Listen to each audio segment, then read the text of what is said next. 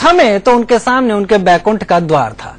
बैकुंठ के द्वार में एक रात काटी आसाराम ने। आसाराम की रिमांड आज खत्म हो रही है, उन्हें फिर कोर्ट में पेश किया जाएगा। इससे पहले यौन शोषण मामले में गिरफ्तार आसाराम की रात जोधपुर के आरएसी बटालियन कैंप में गुजरी। कैंप में कैसे गुजरी आसाराम की रात बता रहे हैं हमारे संवाददाता देवेंद्र सिंह। जोधपुर के इसी आरएसी बटालियन की गेस्ट हाउस में आसाराम बापू ने अपनी रात गुजारी है और रात नमो नमो ओम ओम करते हुए गुजारी है, क्योंकि जो बिस्तर उन्हें सोने को दिया गया वो उतना सुकून नहीं दे पाया जो उन्हें आश्रम में मिला करता था। आप देख सकते हैं आगे जो कुछ गेस्ट हाउस आप देख सकते हैं, जो आगे कुछ परिमिसर जो दिख रहा है, वहीं पे आसाराम बापू ने अपनी पूरी रात गुजारी है। रात में मच्छरों ने उन्हें काफी परेशान किया, जिसके चलते उन्हें जो नींद की झपकियां जो हैं वो लेनी पड़ी और अब सुबह वो जल्दी उठे हैं और इसके साथ ही उन्होंने अब योग और जो ध्यान का काम है वो शुरू कर दिया है। कुछ देर बाद जोधपुर पुलिस यहां पहुंचेगी और अपनी आगे की कार्रवाई पूरी करेगी। जिस तरह से रात आसाराम बापू ने नमो नमो ओम ओम करते गुजारी है, इससे उन्हें इस बात का एहसास हो गया है कि आखिर हवालात ऐसी है तो जेल कैसी होगी। कैमरा पर्सन कमलेश भाटी के साथ Devendra Singh, India news, Jodhpur.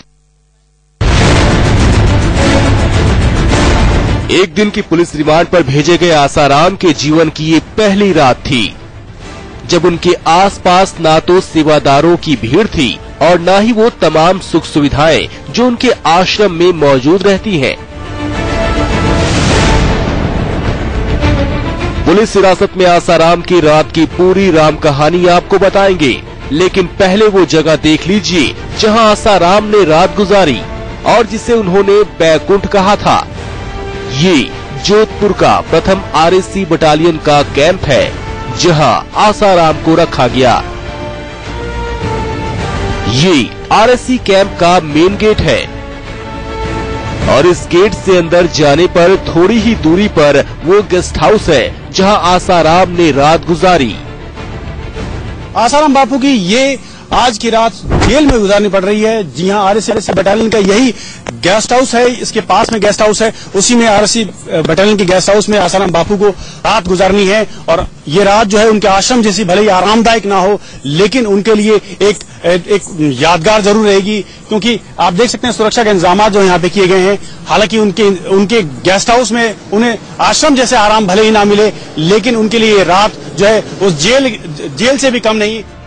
Guest house के सबसे बेहतर कमरे में आसाराम को रखा गया है, जहां आसाराम के सोने के लिए एक बिस्तर लगाया गया, साथ ही उन्हें एक तकिया और चादर दिया गया। आसाराम को कोर्ट से रिमांड मिलने के फौरन बाद यहां लाया गया। यहां पहुंचते ही उनसे रात के खाने के बारे में पूछा गया। क्या आप रात में खाना खाएंगे? नहीं, मेरा उपवास है। रात करीब 8 बजे उनसे एक बार फिर खाने के बारे में पूछा गया, लेकिन आसाराम ने फिर उपवास की बात कही और खाने से मना कर दिया और अपने कमरे में टहलते रहे। बीच बीच में आसाराम अपने बिस्तर पर बैठकर कुछ सोचने लगते। इन सब के बीच रात करीब 8:45 बजे जोधपुर के कमिश्नर आरएसी बटालियन कैंप पहुंचे। कमिश्नर बीजू जोसेफ ने सुरक्षा प्रबंध का जायजा लिया और आसाराम से मुलाकात की। जो आज उनका उपवास जरूर था, उन्होंने आज एक दूध के अलावा कुछ फल और जरूर लिए हैं। उनसे पुलिस आला जो अधिकारी हैं जोधपुर पुलिस के बीजू जोसेफ को कुछ देर पहले उनसे मिल के गए हैं, सुरक्षा का जायजा यहाँ से लेके गए हैं। आसाराम बापू के लिए ये रात आज यादगार रहेगी, क्योंकि इस रात में उन्हें आश्रम जैसा आराम भले ही ना हो, लेकिन जेल का एहसास उन्हें जरूर हो गया है। कमिश्नर के निकलने के बाद उनसे दूध पीने के बारे में पूछा गया तो उन्होंने कुछ सोचकर हामी भर दी। इस बीच उन्होंने थोड़ी देर के लिए आंखें मूंद ली और ध्यान करने लगे।